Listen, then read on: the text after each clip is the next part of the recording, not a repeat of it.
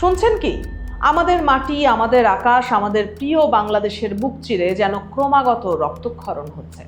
তবে এই রক্ত শরীর থেকে নয়, এই রক্ত ঝরছে আমাদের আগামীর স্বপ্ন, আমাদের শ্রেষ্ঠ মেধাবীদের থেকে।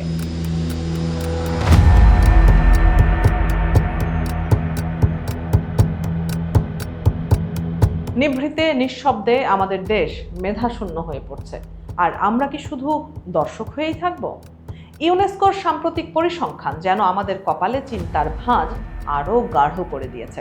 গত ১.৫ দশকে দেশ ছাড়ার হার বেড়েছে ৩ গুণেরও বেশি। সকাল থেকে রাত পর্যন্ত বিশ্ববিদ্যালয়ের করিডোরে এখন আর গবেষণার আলাপ হয় না। আলাপ হয় কোন দেশের ভিসা সহজ, কোথায় গেলে একটা নিরাপদ ক্যারিয়ার মিলবে। বিশ্ব ব্যাংকের জরিপ বলছে শিক্ষিত বেকারের সংখ্যা বাড়ছে লাফিয়ে লাফিয়ে। পড়াশোনা শেষ করে যখন একজন তরুণ কর্মসংস্থানের খোঁজে নামে, তখন সেই স্বপ্ন যেন ধুলোয় মিশে যায়। ব্রিটিশ কাউন্সিলের গবেষণায় পাওয়া তথ্য আমাদের পিলে চমকে দেওয়ার জন্য যথেষ্ট।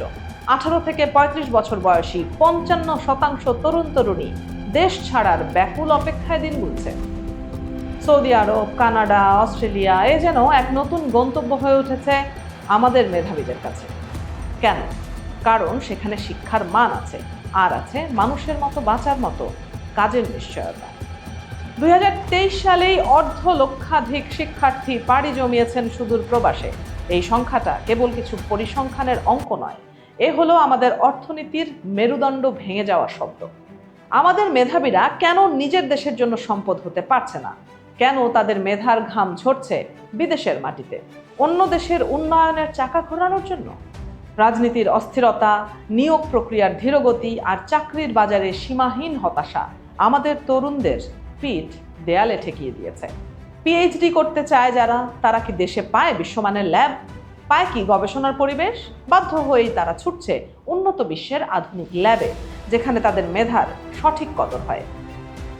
বিসিএস পরীক্ষার দীর্ঘসূত্রিতা আর বেসরকারি খাতের অনিশ্চয়তা যেন তরুণদের মনের ভেতর দেশপ্রেমের চেয়েও বড় করে দেখা দিয়েছে বাঁচার তাগিদ। মা বাবারাও এখন আর সন্তানকে আটকাতে চান না।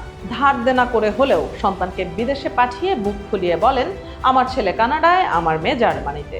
কিন্তু বাবা মা কি জানেন যে সন্তানের জন্য তারা সর্বশান্ত হলেন, সেই সন্তান আর ফিরে আসবে না। শেকড় ছিঁড়ে তারা স্থায়ী হবে সুদূর অচিন কোনো শহরে। এ এক অদৃশ্য ট্র্যাজেডি, যেখানে মেধা পাচার হয়ে দাঁড়িয়েছে আমাদের জাতীয় অগ্রগতির সবচেয়ে বড় বাধা, সবচেয়ে বড় ক্ষত। আমরা কি আজও ঘুমে?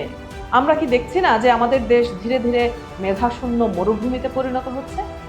সময় এসেছে টনক নড়ার, সময় এসেছে শিক্ষা ব্যবস্থাকে ঢেলে সাজানোর, সময় এসেছে মেধাবীদের হাতে কলম তুলে দেওয়ার পরিবর্তে তাদের হাতে সুযোগ তুলে দেওয়ার। সরকারকে ভাবতে হবে, নীতি নির্ধারকদের কানে পৌঁছাতে হবে এই আর্তনাদ, কারণ এই মেধাবীরাই পারত আমাদের এই প্রিয় দেশকে উন্নয়নের শিখরে নিয়ে যেতে। উন্নত বিশ্বের বিশ্ববিদ্যালয়গুলোর মতো আমাদের বিশ্ববিদ্যালয়গুলোকেও গবেষণার কেন্দ্রবিন্দুতে পরিণত করতে হবে।